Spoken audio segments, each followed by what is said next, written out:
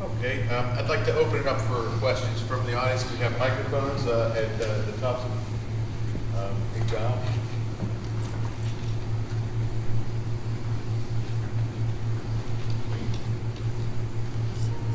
Sure. Right there. Oh, sorry.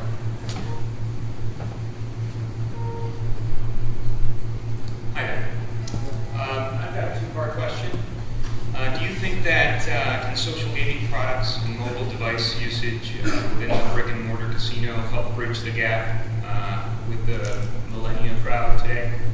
I think you've answered that along the way, but will the lack of skill-based equipment on the casino floor today cause the millennial to flock on to online options? Thanks.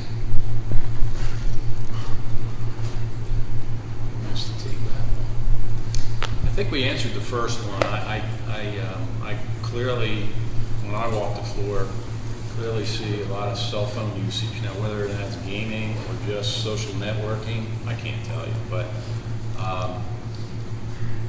the ability to have mobile wagering on the floor, the ability to have mobile devices, I should say, on the floor, I think is beneficial to the industry. I don't believe that it is cannibalizing their basic product. I think it's another opportunity and option for individuals who want to come to their property and are very used to being locked at the hip with their tablet or their cell phone devices. So I see that in a positive light. The second question, I don't know. I have millennials. I can't understand them. I have children that are millennials at times, but I can assure you this, that they very seldom go to casinos and wager and gamble. Certainly very seldom on any slot machine. They love the environment, the social environment, and they all love to play fantasy sports. So that's my kids. Now, I think we need to tap into that as an industry to allow for growth and development in areas that, in my mind, the casino industry, the bricks and mortar industry, is still probably behind the norm with the rest of the opportunities that exist in entertainment throughout the country. Thank you. Yes, sir. Hi. I want to just get some clarification on the definition of skill-based games, because I can think of a couple of distinctions to make. One is between a game where the skill is based on some kind of, say, eye-hand coordination, as opposed to one where you have to make decisions, as in a video poker game, rather than it just being where the reels randomly come out. So that's one distinction. I guess I'd like you to clarify if what you're saying, what you've been saying applies to one or the other or both. The other distinction I'm making is between whether a player is getting a return only against the casino, which ranges between some minimum and some maximum RTP, or whether he's playing against other players. And that's also a distinction I'd like you to address and say if what you've been saying is focused on one or the other or both. Sure. I mean, those are both really good questions. I think that each jurisdiction really has the capability of defining what is skill and what regulations to apply to skill games. There's dexterity, there's trivia, there's strategy, there's many different types, and I think each jurisdiction has the kind of capability of defining really what skill they're really referring to. I think, for the sake of this panel, we're generally talking about the idea of skill and how it might impact the industry. With regard to New Jersey's definition versus Nevada's versus Ohio's, there really might be different particularities there. With regard to the second question, I think that there's really various models. I mean, there's, as we mentioned, there's peer-to-peer models. There's also house-banked models. I think you'll see both of those manifest with regard to skill games. And maybe it just doesn't stop there. There might be other models which might be a hybrid of those two. So I think much of what we've discussed today really could apply to both.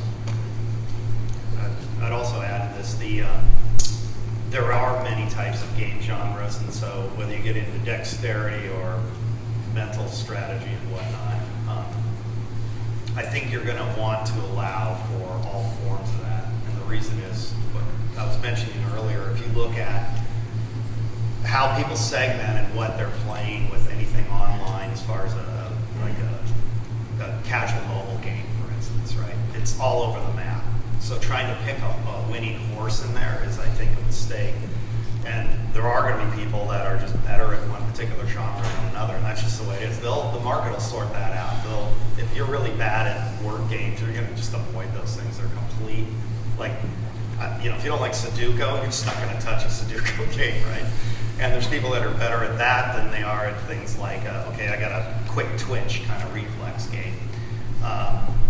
The peer-to-peer question and that, they're also, what are you in the mood for, because when you go head-to-head with somebody, now think about millennials, like they're going out in groups, they're usually going to be with one-to-end other friends, right?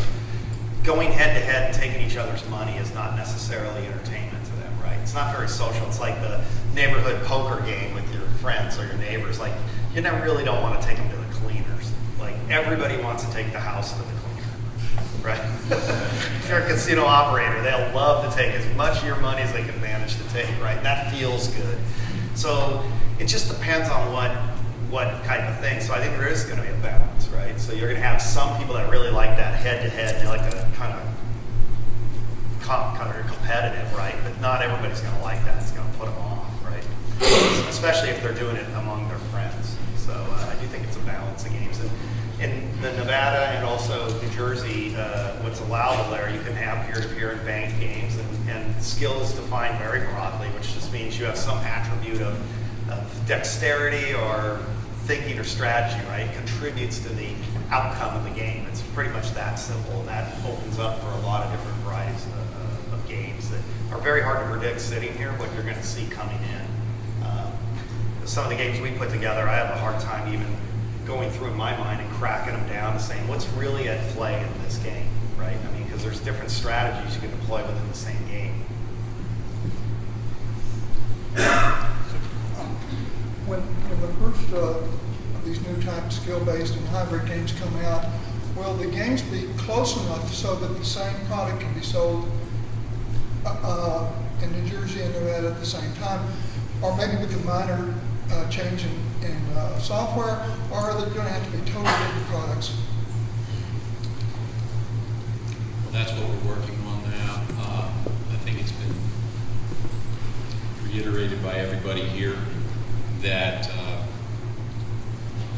an ideal set of regulations would have uniformity, or would be so close in application that the adjustments to have a game in New Jersey as opposed to Nevada would be minimal and not overly costly and burdensome, so that the manufacturer would have to make a decision going into one jurisdiction versus another.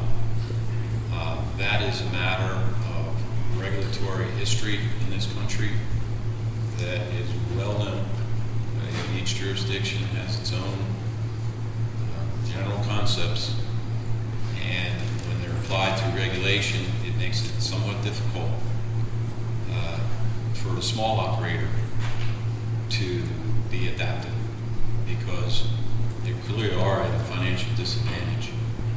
And I think the regulated community is trying to deal with that as best we can. We have a long history of understanding of what our regulations are trying to do and what works, and maybe what can be modified where we can have commonality. And clearly it's a major issue before the American Gaming Association. You can certainly see their publications on this as it relates to modernization of regulations, standardization where you can, and to benefit its operators.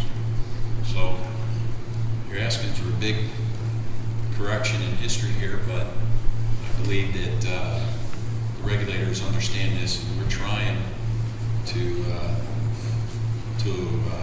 be responsive.